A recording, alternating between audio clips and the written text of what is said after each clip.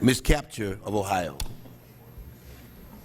Thank you, Mr. Chairman. Mr. Secretary, welcome. Can you provide for the record a copy of the recusal agreement that you signed when you were at the New York Fed?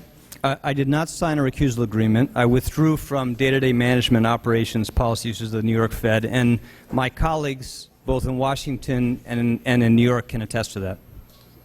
So there was no formal agreement? No, as I said in my testimony, what I did is I withdrew from, and this was very important to do. Again, no precedent for this, a sitting president of the New York Fed being nominated to be Secretary of the Treasury. And I withdrew from, after carefully consulting my colleagues, from involvement in monetary policy decisions. I did not go to the FOMC meeting in December, and I withdrew from all decisions about these individual cases involving the financial system and from day-to-day management. And that was the right thing to do at that time. Thank you for clarifying that. Number two, a lot of people think that the president of the New York Fed works for the U.S. government. But in fact, you work for the private banks that elected you. No, that is not true. Can you provide for the record the names of the handful of bankers on the board of the New York Fed that elected you in 2003, please? That is a matter of public record. It was 2003? And of course we can do that. Thank you very much. But, Congresswoman, can I just say, what you just said was not true. I work in the public interest. Officials of the Federal Reserve work for the public interest, and they work for the government. But the people don't elect you. The heads of the Feds around the country don't elect you. It's the individuals who sit on the board of the New York Fed that elect you. Is that correct? It's slightly more complicated than that. What the Congress did in setting up the Fed is set up a system where the presidents of the regional reserve banks are elected by their board, but it requires the approval of the chairman of the Board of Governors in Washington for them to serve. So it is a delicate balance of checks and balances, and Congress designed that system. But it is largely private banks that elected you, and I would like you to provide that for the record, please. Oh, absolutely. That's a matter of public record. The Cleveland Fed is not equal to the New York Fed, so I'm very interested in your answer to the record. Number three, Goldman Sachs was the largest domestic recipient of funds in this AIG counterparty arrangement. Let me ask you, now as Treasury Secretary, your Chief of Staff is the gatekeeper for access to you. Could you please provide his name? His name is Mark Patterson.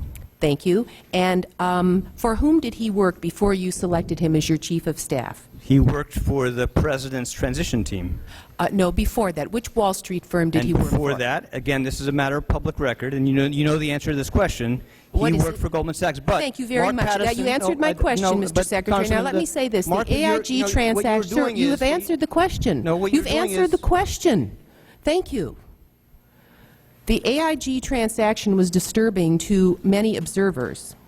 Why did our government not require the bank creditors to take the lead and bear some of the cost in any plan to stabilize AIG? You, in effect, nationalized the company and let the bank creditors off the hook. Why did you, as president of the New York Fed, not work out an arrangement to remove the London unit from the company rather than allowing the unit to infect the entire company? If we had had the types of bankruptcy procedures we have for banks, it is possible that ultimately we could have done that. And if it would have been easy and cheaper for the taxpayer for us to separate the riskiest parts of the firm from the healthy, profitable insurance companies, we would do that. And in fact, that is the core of the restructuring strategy the company is now undertaking. But that choice was not available to us at the time. If it had been possible, of course we would have done that. But because we did not have the tools that we have under bankruptcy, we did not have that choice. Thank you, Mr. Secretary. Your phone logs from the subpoenaed material this committee requested, which I would like to insert in the record, show between September 14th and November 26th.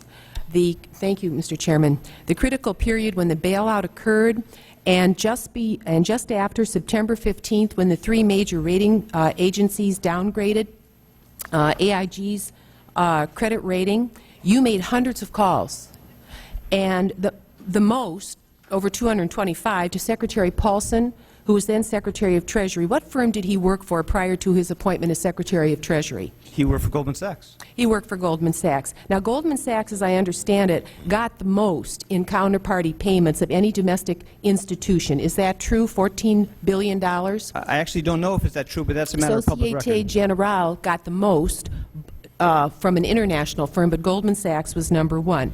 Now, you made about 100 calls to Fed Chair Ben Bernanke, but then the next highest number of calls in that period, you made 103 Gentlewoman's time to a has man expired, named so Dan Jester. will Thank you, Mr. lady Chairman. I'll summarize end. it? May I just ask, what firm did he work for? He worked, as you know, he worked for Goldman Sachs. Thank you, and I will have additional questions with regard to who you phoned, and we will place that in the record. Thank you. Thank you Mr. very Chairman, much. can I just say one thing in response to this? I just want to say it's very important. Congressman, you were suggesting that the people that were involved in this were not acting in the public interest, and you were suggesting that they were working for the private interest, not the public interest.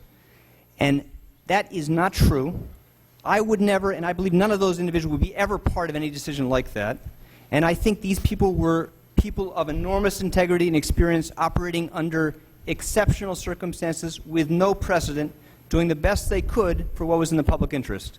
And Well, I think there it's are a lot important of- to say for the record. I must move.